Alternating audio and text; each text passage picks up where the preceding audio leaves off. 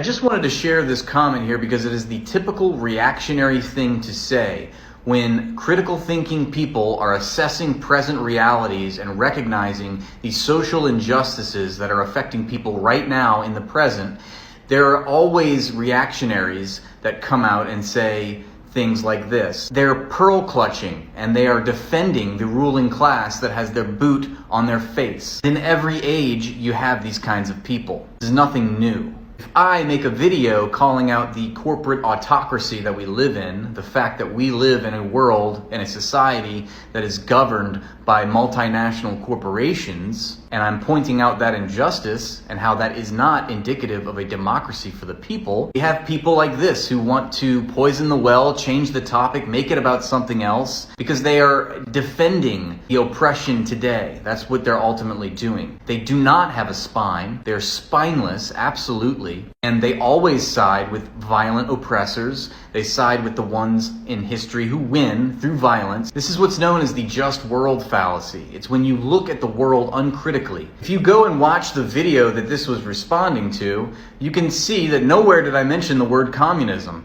Nowhere did I advocate for communism. But this person can't help themselves. When I talk about the evils of capitalism and the injustices of capitalism, this person has to defend capitalism some way. So what do? They talk about something else so that they don't have to recognize all the things that I just said. This is a common tactic from people who argue in bad faith. I just want you to stop and think for a second about what are the implications of this comment.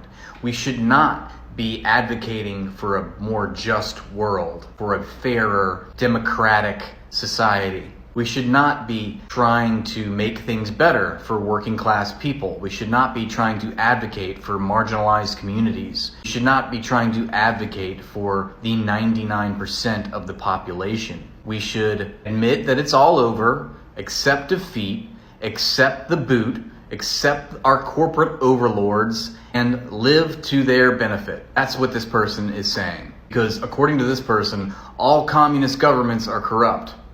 Okay, so we're not going to recognize the corruption in our government, in our society, the fact that 1% dictate all government policy. We're just going to continue the misery that is happening the whole world over because there's no point, right? There is no alternative. This is what Antonio Gramsci called hegemonic common sense. There is a terrain of acceptable ideas, and anything outside of that is foolish, it's crazy, it's evil, it's corrupt. This was the 1830s. This person would be advocating for slavery, or at the very least would be trying to curtail anti-slavery movements, because that would have been just a fairy tale, right? That's like, there's no way that that could ever happen, that we could abolish chattel slavery in society. Do you understand what I mean when I say that this is a reactionary? Unless you think human history is over, it is not an argument to say that it has never been done before.